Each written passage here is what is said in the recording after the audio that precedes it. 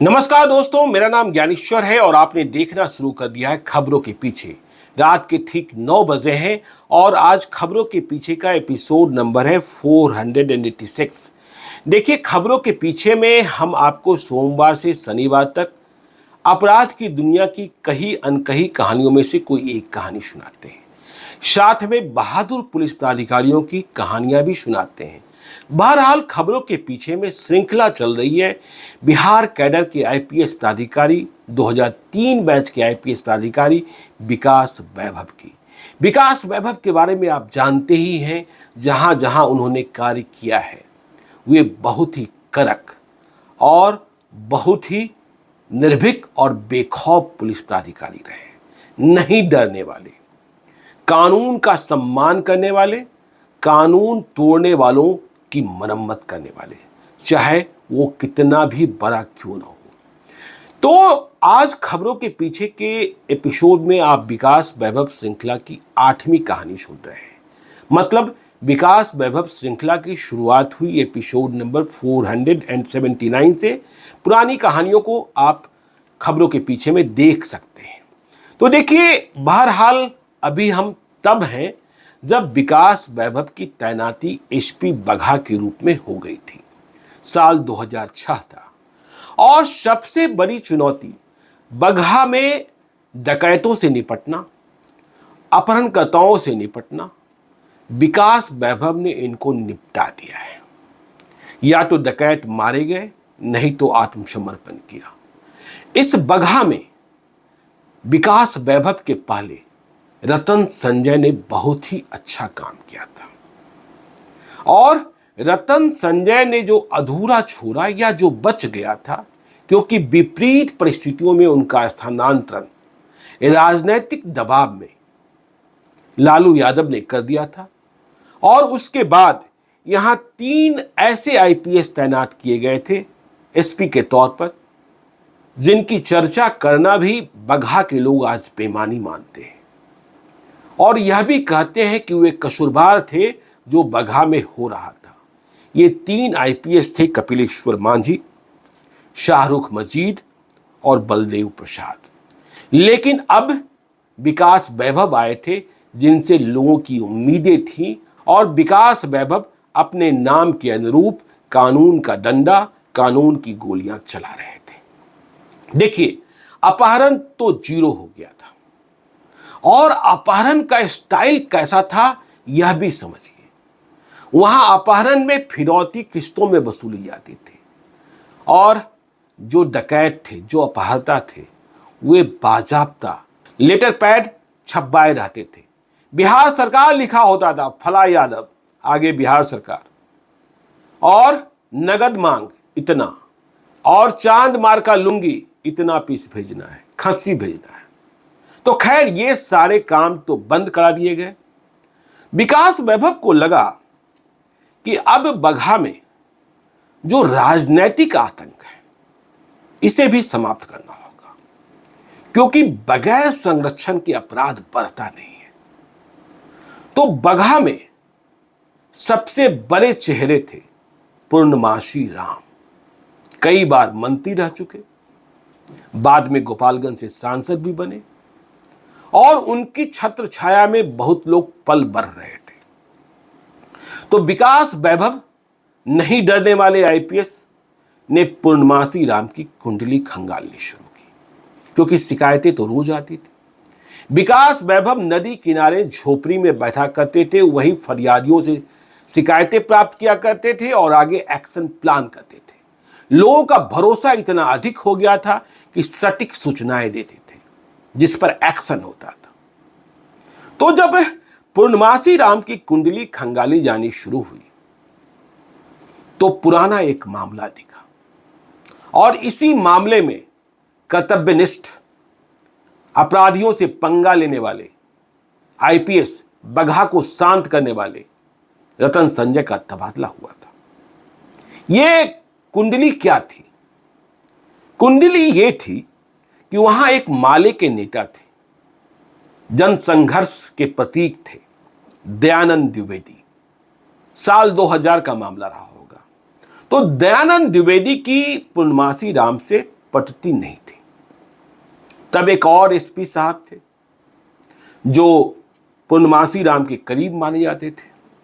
तो पूर्णमासी राम की तूती इतनी बोलती थी कि प्रशासन नतमस्तक रहता था। बगहा से लेकर पटना तक उनकी हनक थी। सरकार में उनकी आवाज सुनी जाती थी। उनके कहे पर ट्रांसफर पोस्टिंग होते थे। यह इस बात का प्रमाण था, बगहा गवाह था। तो माले नेता दयानंद द्विवेदी के साथ क्या हुआ था कि उन्हें बगहा के इंस्पेक्शन बंगलों में, मतलब आईबी में, भीड़ के सामने पीटा गया था और वहां थानेदार की मौजूदगी थी। सोचिए, थानेदार की मौजूदगी में दयानंद द्विवेदी की पिटाई हुई थी। इस मामले में आरोप इतना तक लगा था कि पूर्णमासी राम भी वहीं मौजूद थे और पिटाई का ऑर्डर भी वे ही दे रहे थे। नतीजा क्या हुआ? पिटाई तक ही बात नहीं रही। आरोप यह लगा कि दयानंद द्विवेदी को जबरिया कट्टा थमा दिया गया और आर्म्स एक्ट में उन्हें जेल भेज दिया गया। अब इसके बाद तो बाबेला मच गया। तो दयानंद द्विवेदी जेल चले गए, लेकिन काउंटर केस भी हुआ। काउंटर केस हुआ पूर्णमासी राम पर। मतलब अब एसआर और नन एसआर दोनों प्रकार के पुलिस केस हो गए। जब रतन संजय ने इस कांड की समीक्षा की अपने वक्त में, तो उन्होंने ये पाया कि पूर्णमासी राम ने गलती की थी और जिस तरीके से पुलिस ने जेल भेजा था, कट्टा थमाया था, ये सारे आरोप बेबुनियाद थे, फॉल्स थे। तो जब रतन संजय ने यह रिपोर्ट सबमिट कर दी, पूर्णमासी राम बेल ले चुके थे जो काउंटर केस हुआ था उसमें, तो इतना हंगामा मचा। जनता सच जानती थी, लेकिन पटना में बैठी सरकार को सच पता नहीं था। परिणाम क्या हुआ कि जो रतन संजय बेमिसाल थे, बगहा के लिए भगवान थे, दूसरे भगवान अब आए थे विकास वैभव। प्रशासनिक दृष्टिकोण से, अपराधियों के सफाई के दृष्टिकोण से उनका ट्रांसफर कर दिया गया रतन संजय का, रातों रात। और रतन संजय के ट्रांसफर की जैसे ही खबर मिली, बगहा आंदोलित हो गया था। 3 दिनों तक बगहा बंद रहा था रतन संजय के ट्रांसफर के खिलाफ। लेकिन जो होना था वो हो चुका था।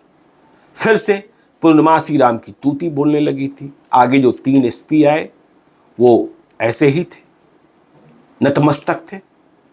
तो देखिए, अब विकास वैभव ने जब कुंडली खंगाली, पुराने मामले में वे कुछ कर नहीं सकते थे अभी, तो उन्हें एक सूचना मिली।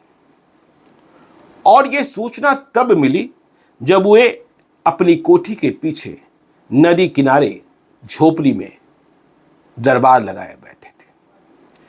खुफिया खबर यह आई, मतलब मुखबिरों से खबर आई, जन शिकायत मिली कि एक मुखिया जी हैं जो मुखिया संघ के अध्यक्ष भी हैं। नाम है गुप्ता जी, पूरा नाम पशुपति नाथ गुप्ता।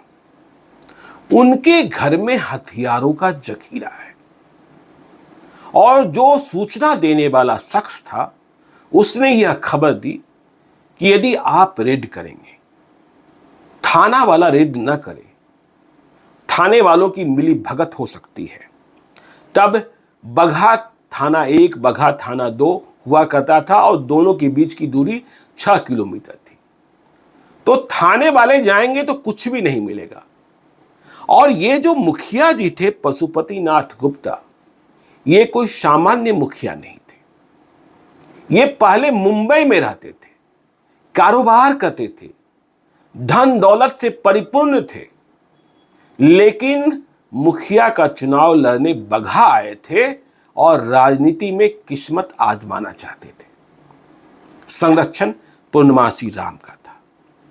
तो विकास वैभव ने जन शिकायत पर, भेदिए की सूचना पर और इनपुट्स इकट्ठा किया। इकट्ठा करने के बाद रात को रेड कर दिया। सूचना सही निकली, वहां से हथियार बरामद किया गया। 3 हथियार मिले। अब तो मुखिया जी बचने वाले नहीं थे। मुखिया जी की स्थिति खराब हो गई, उन्हें जेल दिख गया। तो विकास वैभव ने देखा कि इस कार्रवाई के बाद, इस एक्शन के बाद बगहा में हलचल बहुत तेज हो गई है। पूर्णमासी राम बहुत गुस्से में है और अगली सुबह, जिस रात को रेड हुई, अगली सुबह पूर्णमासी राम पहुंच गए एसपी विकास वैभव के पास। उन्होंने आरजू मिन्नत की, ये आपने क्या कर दिया? मुखिया जी सही आदमी है, मुखिया जी हथियारों की शौकीन नहीं है, वे बचाव में रखे होंगे और जो हथियार हैं वे बहुत पुराने हैं, किसी काम का नहीं है। तो विकास वैभव ने कहा कि देखिए, मैं ये नहीं जानता, मुझे सिर्फ इतना पता है कि रेड हुई है, हथियार मिले हैं और इसका दंड तो अब मुखिया जी को मिलेगा, मिलना ही है। तो वे गिड़गिड़ाते रहे, लेकिन कोई फायदा पूर्णमासी राम को न मिला। पूर्णमासी राम भी समझ गए कि एसपी साहब किसी की सुनने वाले नहीं हैं। पटना तक से पैरवी आई, लेकिन कुछ भी नहीं हुआ। लेकिन आगे चलकर एक खेला हो गया कि जो हथियार जब्त किए गए थे, उसे सार्जेंट मेजर ने, जो पुलिस लाइन में होते हैं, देखिए जब हथियार जब्ती होती है तो यह हथियार कारगर है कि नहीं है, इसे जांचा जाता है। इससे गोली चल सकती है कि नहीं चल सकती है, इसका पता किया जा सकता है। यह कितना घातक है, इसमें किस तरीके की गोलियां लगती हैं, इसका इस्तेमाल कब किया गया होगा या कैसे किया जा सकता है, इसकी जानकारी ली जाती है। तो सार्जेंट मेजर साहब पता नहीं किसके प्रभाव में आ गए और उन्होंने इन हथियारों के बारे में यह रिपोर्ट दे दी कि ये हथियार कारगर नहीं है। मतलब ये हथियार फालतू हैं, दिखावटी हैं, नुमाइशी शेर हैं, सफेद हाथी हैं, इससे कुछ नहीं हो सकता है, इससे कोई वारदात नहीं हो सकता है। तो जब ये रिपोर्ट आ गई सार्जेंट मेजर की, तो मुखिया जी पशुपति नाथ गुप्ता को तो जीवन दान ही मिल गया और पूर्णमासी राम, जिनकी हनक थी, उन्हें भी बोलने का मौका मिल गया कि पुलिस ज्यादती कर रही है। और इसका परिणाम ये निकला कि पशुपति नाथ गुप्ता मुखिया जी ने जमानत हासिल कर ली। लेकिन विकास वैभव को इस पर बड़ा गुस्सा आया। उन्होंने कहा कि हथियार हमने पकड़ा है, हथियार की सूरत हमने देखी है, यह गलत नहीं हो सकता है, यह कारगर नहीं हो, यह संभव ही नहीं है। तो उन्होंने उन हथियारों को, जिसके बारे में सार्जेंट मेजर ने रिपोर्ट दे दी थी, उसे भेज दिया पटना एफएसएल के पास और एफएसएल में जांच हुई। एफएसएल ने सार्जेंट मेजर की रिपोर्ट को, जिसमें हथियार को गैर कारगर बताया गया था, उसे खारिज कर दिया और कहा कि ये हथियार जो है घातक है, मारक है, इससे कुछ भी किया जा सकता है। तो यह विकास वैभव की बड़ी जीत हुई और अनुभव तजुर्बे की जीत भी इसे कह सकते हैं, क्योंकि उन्होंने जो रेड की थी और जब्ती की थी, तब से वह इस बात को लेकर कंफर्म थे कि यह हथियार जो है किसी अपराध को, वारदात को अंजाम देने के लिए इकट्ठा करके रखा गया है और यह नाजायज हथियार है। तो पूर्णमासी राम को फिर से झटका लगा। लेकिन पूर्णमासी राम था रे। उनके बारे में चर्चाएं होती थी कि पटना में उनकी बात कोई उठा नहीं सकता है, सरकार उनकी मर्जी से चलती है, सरकार में वे क्या बनने जा रहे हैं। तो पूर्णमासी राम इस मुगालते में रहे और यह सब चल ही रहा था कि नगर परिषद का चुनाव आ गया। नगर परिषद के चुनाव में पूर्णमासी राम के बेटे खड़े हो गए अब खरा तो बेटा हुआ, लेकिन जीत दिलानी थी पिता को, और पिता की हनक समझ ही रहे हैं कि बगहा में उनके नाम के आगे कोई दूसरा नहीं। वे जो ऑर्डर कर दे, पहले तो एसपी साहब ही सुनते थे, अब भले नहीं सुन रहे हैं। तो पुनवासी राम बेखौफ। तो 8 मई 2007 की तारीख होगी कि एक खबर आती है कि ये मंत्री जी, देखिए पुनवासी राम को बगहा के लोग मंत्री जी ही कहा करते थे, कि ये जो मंत्री जी हैं वे लोगों को धमका रहे हैं, वे लोगों को, जो मतदाता हैं नगर परिषद के, अपने बेटे के पक्ष में और अपने समर्थन के दूसरे वाले उम्मीदवारों के पक्ष में धमकी दे रहे हैं कि आपको इसी को वोट करना है, नहीं तो समझ लीजिए। तो विकास वैभव को जब यह खबर मिली तो उन्होंने कहा एक्शन तो लेना होगा। तो एक्शन किसके माध्यम से लिया जाए? माध्यम तो यही है कि थाना को कह दिया जाए, थानेदार को कह दिया जाए, वह जाकर कार्रवाई कर ले। मंत्री जी कहां धमका रहे हैं इसकी सूचना भी प्राप्त है। तो विकास वैभव ने थानेदार को कहा, बगहा 1, बगहा 2 और भी जो दूसरे थे, कि देखो ये सूचना है, मंत्री जी ये काम कर रहे हैं, मंत्री जी को रोकिए, मंत्री जी को जाने बोलिए, नहीं तो एक्शन होगा। अब थानेदार, एसपी साहब का फोन आ गया है, तो वे जाने से मना तो कर नहीं सकते। वे गए भी और उन्होंने यह रिपोर्ट कर दी कि वहां तो मंत्री जी मतलब पुनमासी राम हैं ही नहीं, आपको जो भी सूचना दे रहा है वह गलत दे रहा है। यह सूचना पटखौली ओपी है वहां कोई, वहीं के बारे में सूचना थी कि मंत्री जी वहां उपस्थित हैं और लोगों को हरका रहे हैं। तो विकास वैभव को आश्चर्य हुआ कि जो सूचना देने वाला व्यक्ति है वह इतना कंफर्म होकर कह रहा है और थानेदार कह रहा है कि वहां है ही नहीं। तो उन्होंने सूचना देने वाले व्यक्ति को फिर से संपर्क किया, या यूं कहें कि उसका फिर से संपर्क हो गया। उसने कहा कि आपका थानेदार झूठ बोल रहा है, वह मंत्री जी के पक्ष में है और उसकी औकात नहीं है कि वह मंत्री जी को हरकाने से रोक सके। तो फिर से थानेदार को इन्होंने फोन किया कि देखो भाई, तुम गड़बड़ कह रहे हो, जो कह रहे हो कि वहां वे हैं नहीं, तुम्हारी सूचना गड़बड़ है, देखो वे उधर हैं। लेकिन फिर थानेदार ने कहा कि नहीं, नहीं है। तीसरी बार फिर ऐसा ही हुआ, यह बताया गया कि स्टेशन के पास ही है, लेकिन फिर सूचना आई। तो अब विकास वैभव को लग गया कि नहीं, अब तो मुझे ही एक्शन लेना होगा। यह थानेदार जो है गलत कह रहा है, या जो मेरा भेदिया है वह मुझे गुमराह कर रहा है। तो आगे के लिए भी, बगहा को शांत रखने के लिए भी मुझे ही निकलना होगा। तो विकास वैभव ने फैसला कर लिया कि अब हम निकलेंगे।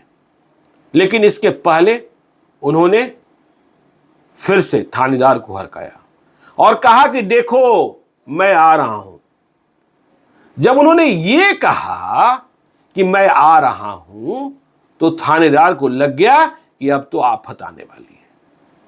अब कुछ देर के बाद उसने कहा कि मंत्री जी मिल गए हैं।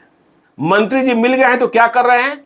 तो थानेदार ने कहा हरका नहीं रहे हैं, दाढ़ी बना रहे हैं, और कह रहे हैं कि दाढ़ी बनाने के बाद चले जाएंगे। लेकिन दाढ़ी बनाने में कितना वक्त लगेगा यह पता नहीं। फिर दाल में कुछ काला समझ में आया विकास वैभव को। तो विकास वैभव ने फिर से पूछा, दाढ़ी बन गई। तीसरी बार पूछा, दाढ़ी बन गई। चौथी बार पूछा, दाढ़ी बन गई। तो मालूम हुआ अभी दाढ़ी बनी ही नहीं है। तो विकास वैभव बोले कि अब हम चलते ही हैं, और वे चल दिए। न वर्दी पहनी, न बहुत बड़ी तैयारी की।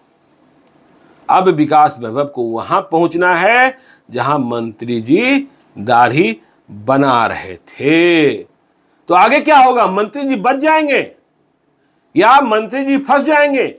पुनमासी राम की टूटी क्या खत्म हो जाएगी? बगहा भी विकास वैभव के एक्शन को देखना चाहता है, क्योंकि विकास वैभव बगहा के सबसे शक्तिशाली प्राणी के साथ भिड़ने के लिए निकल पड़े हैं। लेकिन हुआ क्या? क्या विकास वैभव पुनमासी राम का कुछ बिगाड़ पाए?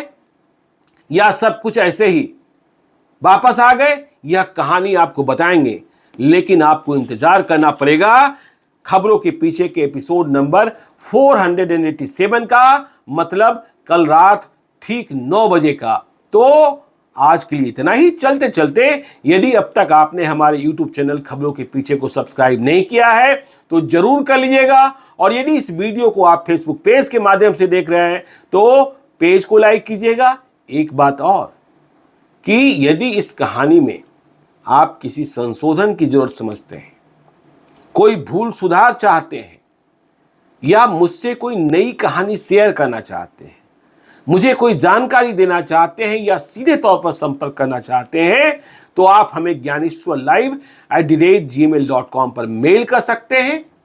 जरूरत होने पर हम आपसे संपर्क करेंगे, अपना नंबर भी आप भेज सकते हैं। आपसे हुई बातचीत को हम तब तक गोपनीय रखते हैं जब तक आपसे अनुमति न प्राप्त कर ले। तो आज के लिए इतना ही, हमें दीजिए इजाजत। मिलते हैं खबरों के पीछे के एपिसोड नंबर 487 के साथ कल रात ठीक 9 बजे। बहुत बहुत धन्यवाद।